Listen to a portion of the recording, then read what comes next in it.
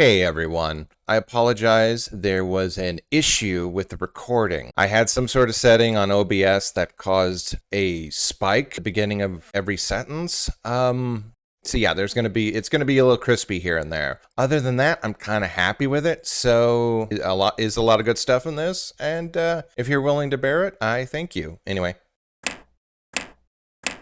Jazza Pajizza!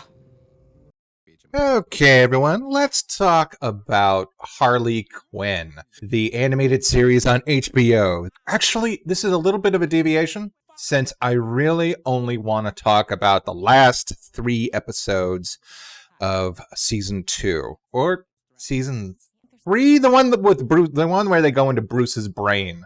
All I see is Gotham, but grittier. I don't know, I just think those 3 episodes are like some of the best Batman stuff I've seen in a while. Really trying to deconstruct what makes Batman who he is, in terms of both the character and what he represents to the audience. But first of all, let me just go over this and say, what do I think of Harley Quinn tip to tail?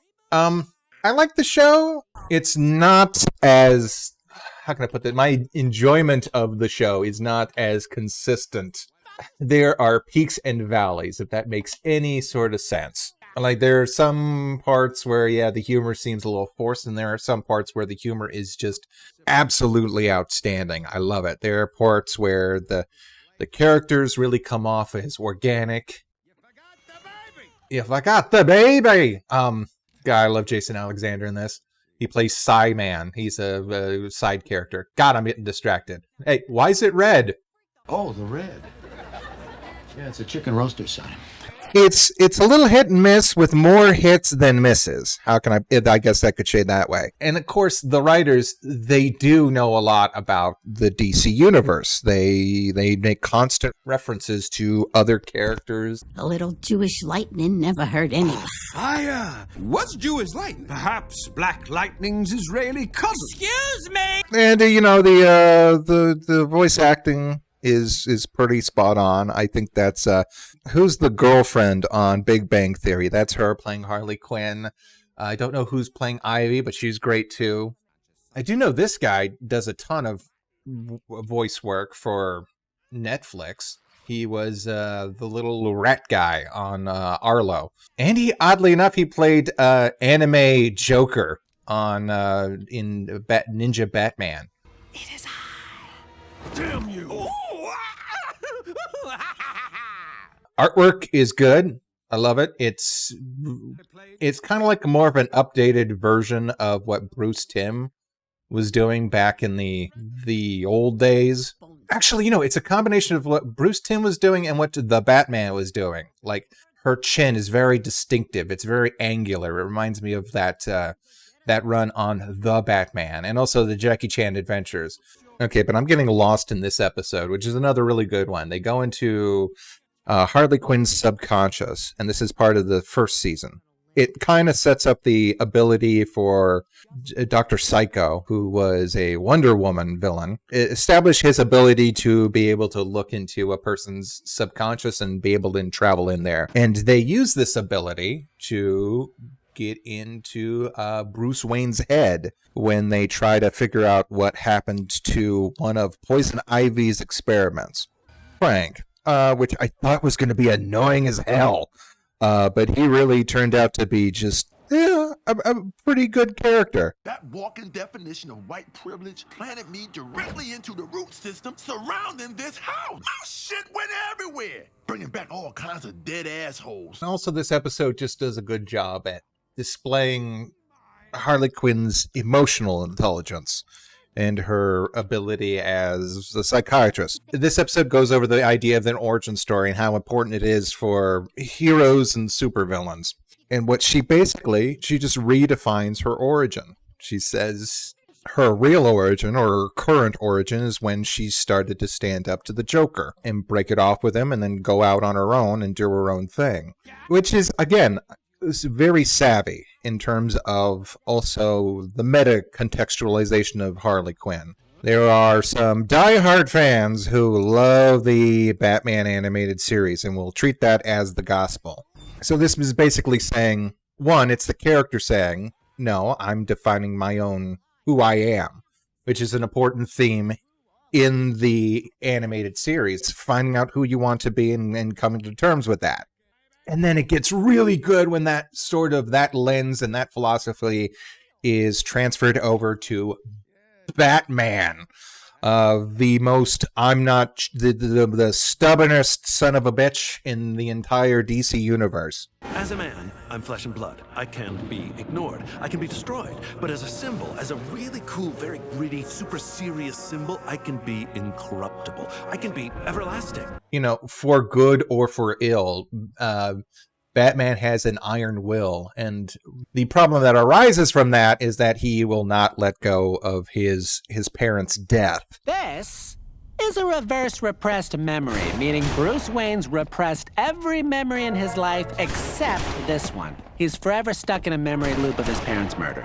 Yeah, it literally turns into like one of the best introspective episodes on like Batman's psychological condition. They cleverly make it a bit of a metatextual thing with the fact that we as audience members have seen Batman's parents die many, many times. It's so ingrained in the character, and it's so ingrained into pop culture. Some guy said, I've seen Batman's parents die more times than I've seen my own parents kiss. Oh man, I cannot believe we are being subjected to this multiple times. But looking at it from Bruce's perspective, like, this is actually creepy and tragic. The idea that the Gotham City is just this one cul-de-sac where every alley Bruce goes down in, his parents die. Kind of it's both hilarious and terrifying. It's a great way to look at it from every angle. Close your eyes, kid.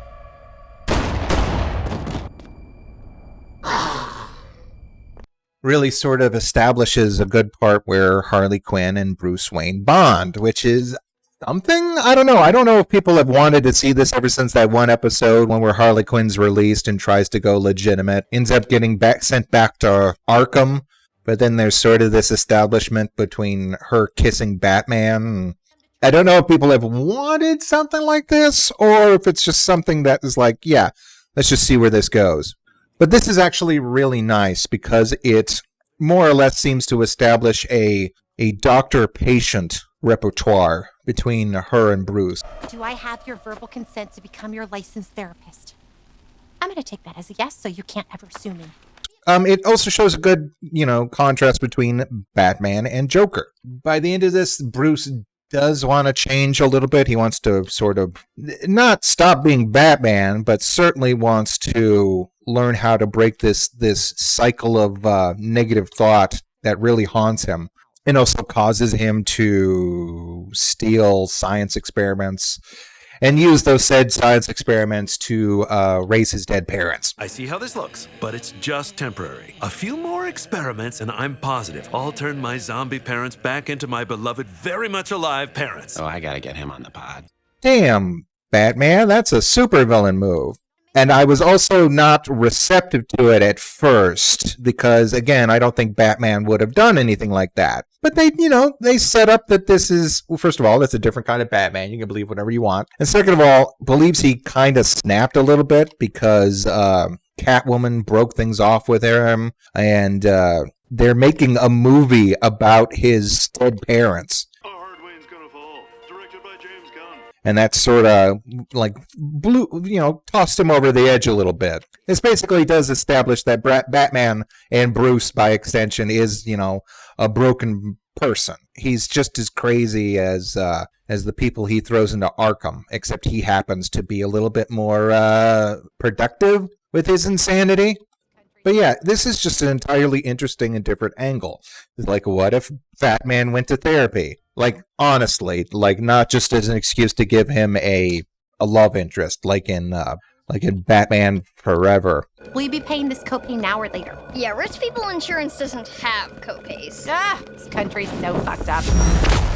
And again, we have this big twist which reveals that the guy that's been chasing them is Batman himself, or rather Bruce. He blames himself for his parents' murder and needs to constantly torture himself to motivate him, I suppose. Come on, champ. Let's go watch our parents die. It's what we deserve. You know, maybe sitting here, I just sort of realized if he got his parents back, would he stop being Batman? People would still be murdered.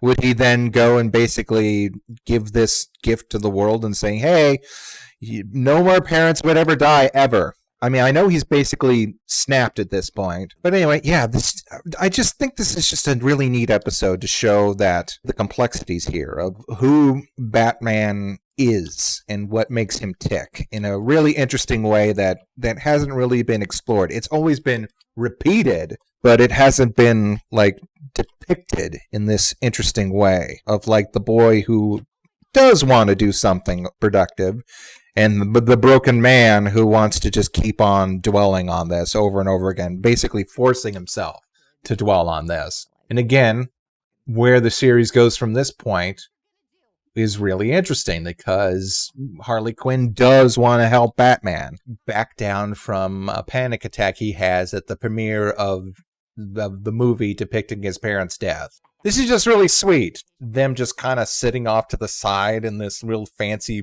fancy movie theater premiere and just kind of talking it out. But in the meantime, people are starting to like wonder if she's really a bad guy because she doesn't really do bad guy things anymore. She's helped by this point in the series. She's helped defeat Darkseid and the Riddler and stop like several apocalypses, which it's not like heroism. It's more like anti-heroism. She's a villain with a conscience in a way. Hey, you never told me stopping baddies was this much fun. Being a hero's supposed to be lame. It has its moments. Costume looks good on you, Quinn. You don't think the shorts are too short? I know I like to show off a little something, but come on, this is a thong. Oh yeah, this season the cliffhanger basically ends with Harley Quinn basically agreeing to help the Bat family while Bruce Wayne has been taken into custody for tax evasion. He's also guilty of being a thief and a bitch! You know, it really shows that, you know, Harley and Ivy have a really good, strong relationship, even though I think that obviously that's going to come to blows in the next season. If I had to, like, sum up the series, I would say it's consistently interesting. I may not always laugh, I may not always like the choices that they do make, but at least it's like, okay, that's a weird way of taking it. I like it. Really phenomenal in terms of breaking down Bruce's character and then how that reflects on Harley Quinn, who's always like, oh no, you can totally change. But then when it was her time to figure out if that's a change she wants to make, she initially bucks it. But then with the support of her wife, wife? Are they? We haven't talked about marriage yet! Yeah, they've confirmed that the next season's going to happen. You may not like some of the groaners that this series has produced, but you'll be interested in just the weird way that they take things. And I think this is just really an interesting way of just looking at Batman through the eyes of Harley Quinn. So yeah, definitely check it out. Hey, not to add to your trauma, but I think Selena stole your mom's pearls. Oh, come on.